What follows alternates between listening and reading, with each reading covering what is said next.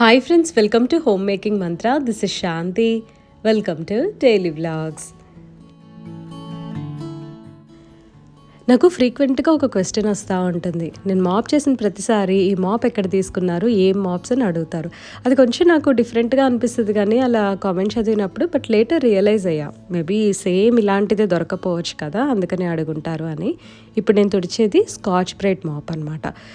ఇది వచ్చేసరికి మైక్రోఫైబర్. ఇంకొకటి ఇల్లు తుడవడానికి యూస్ చేస్తా, అదేమో వన్ టౌన్లో తీసుకున్నా. అది కూడా మైక్రోఫైబర్ మాపే, బాగా హెవీగా ఉంటుంది, వాటర్ అబ్సార్ప్షన్ కూడా చాలా బాగుంటుంది.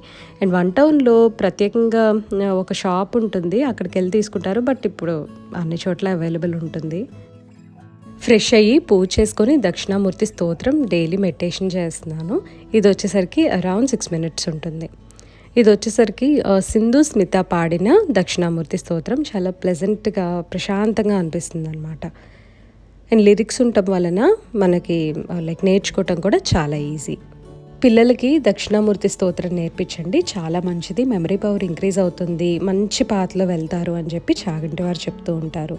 మార్నింగ్ కూర్చొని స్తోత్రాలు నేర్చుకునేంత టైం ఒక్కొక్కసారి ఉండదు. లేదా పిల్లలు కొంచెం చిన్నవాళ్ళు అనుకోండి, అలా కాన్స్టెంట్గా కూర్చొని చదవాలి వినాలి అని అంటే కూడా వాళ్ళకి ఇంట్రెస్ట్ ఉండదు.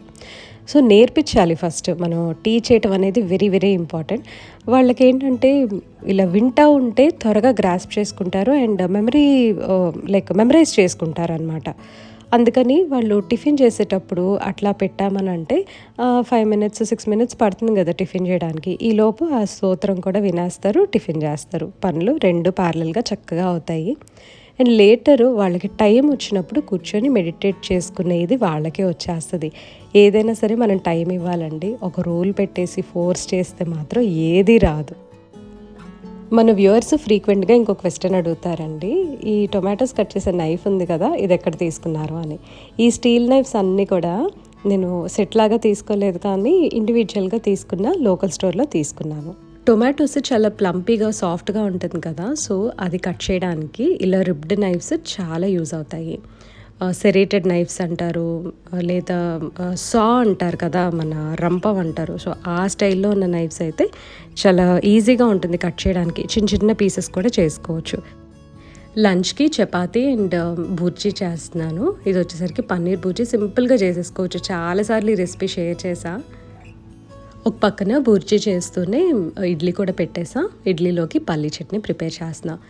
1 స్పూన్ ఆయిల్లో కొద్దిగా పల్లీలు, ఎండుమిర్చి, జీలకర్ర, చింతపండు ఇవి వేసి ఫ్రై చేసుకోవాలి. పల్లీలు కొంచెం పచ్చివాసన పోయే వరకు ఫ్రై చేసుకుంటే చాలు.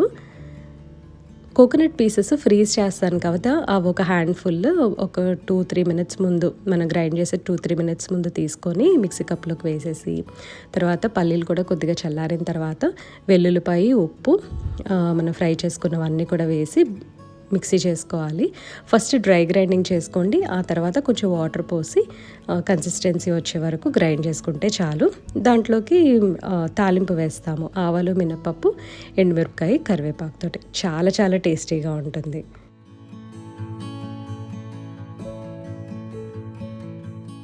సిద్ధు స్కూల్కి వెళ్ళే వరకు కూడా ఎంత బిజీగా ఉంటుందో.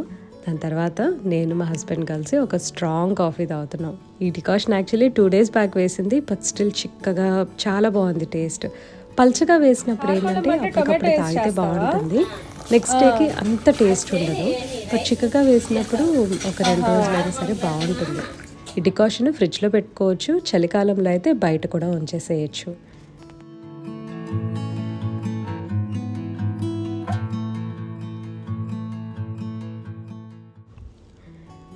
స్టవ్ దగ్గర డీప్ క్లీనింగ్ చేస్తున్నాను.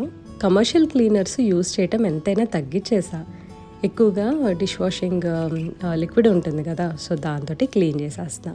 విండోస్ కూడా డిష్ వాషింగ్ లిక్విడ్ తోటి క్లీన్ చేసేసేయచ్చండి. ఈ స్క్రూస్ దగ్గర ఎప్పుడన్నా పాలు పొంగాయి అనుకోండి, అక్కడ మాడిపోయినట్టు బ్రౌన్గా అయిపోతుంది. ఈ మధ్య క్లీన్ చేయలేదు ఫ్రీక్వెంట్గా, అంటే మేబీ ఒక 1 week అట్లా వదిలేసాను. కొంచెం ఎక్కువ పట్టేసినట్టు అనిపిస్తుంది. ఇప్పుడు స్క్రబ్ చేసేస్తాను, నీట్గా వస్తుంది అనమాట.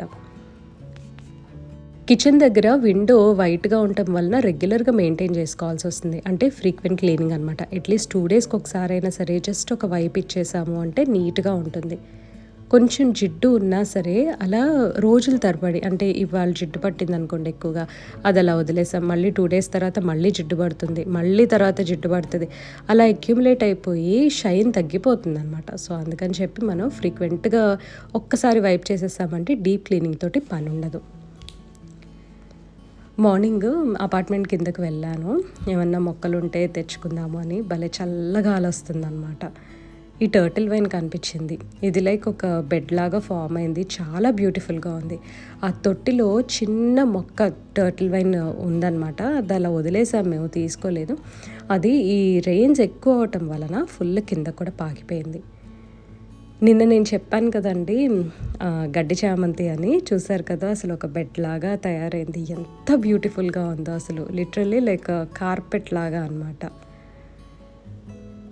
నాకు ఏదైనా సరే ఒక చిన్న ప్లేసు, మొక్కలు, అలా గ్రీనరీ చాలా బ్యూటిఫుల్గా కనిపిస్తుంది అనమాట చూస్తుంటే. టర్టిల్ వైన్ కొద్దిగా తెచ్చుకున్నాను, ఇంట్లో ఏదన్నా పాట్లో వేద్దాము అని చెప్పి. సరే మట్టి ఉంది కదా, మట్టితో పాటు వేద్దాము అని చెప్పి, నా దగ్గర సాయిల్ రెడీగా ఉంటుంది ఎప్పుడు. సో ఒక హ్యాండ్ఫుల్ ఆఫ్ ఈ సాయిల్ తీసుకొని దాని మీద స్ప్రింకిల్ చేసేస్తున్నాను. ఆల్రెడీ వేర్లకి కొద్దిగా మట్టి ఉంది, అది తీసుకొచ్చి యాజీస్గా ఆ పాట్లో పెట్టేశాను. దాని మీద కొద్దిగా మట్టి చల్లుతున్నాను. ఏం లేదండి, ఆ వేర్లవన్నీ కొన్ని బయటకు వచ్చేస్తాయి కదా, సో ఇట్లా మట్టి చల్లటం వలన కొంచెం ఆ వేర్లన్నీ లోపల ఉంటాయి, ఇంటాక్ట్గా ఉంటాయి అన్నమాట. టర్టిల్ వైన్ సర్వైవ్ అవుతుందో లేదో నాకైతే తెలీదు, నేను మాత్రం తీసుకొచ్చి పెట్టాను. Keeping my fingers crossed, table rose లాగా అవ్వకూడదు అని చెప్పి గట్టిగా కోరుకుంటున్నా. ఇది కింద మట్టి అయితే పడట్లేదండి, పడకుండా చాలా జాగ్రత్తగా వేశాను, లేదంటే సింక్ దగ్గర పైప్స్ అవన్నీ కూడా క్లాగ్ అయిపోతాయి. మొత్తం వాటర్ చేసేసి ఎక్సెస్ వాటర్ అంతా తీసేసి ఆ తర్వాత నేను బయట పెట్టేశాను అనమాట. ఈ టర్టిల్ వైన్ అనేది ఇంతకుముందు మాకైతే అంత తెలియదు అనమాట. ఎక్కువగా కేరళ వీడియోస్లో చూసేవాళ్ళము. కేరళ నుంచి ఇది ఫేమస్ అయింది. ఇప్పుడేమో ఇక్కడ వీడ్లాగా పెరిగిపోతుంది అనమాట. అసలు మనం వదిలేస్తే మొత్తం పాకిపోయేటట్టుంది, అంత బ్యూటిఫుల్గా ఉంది.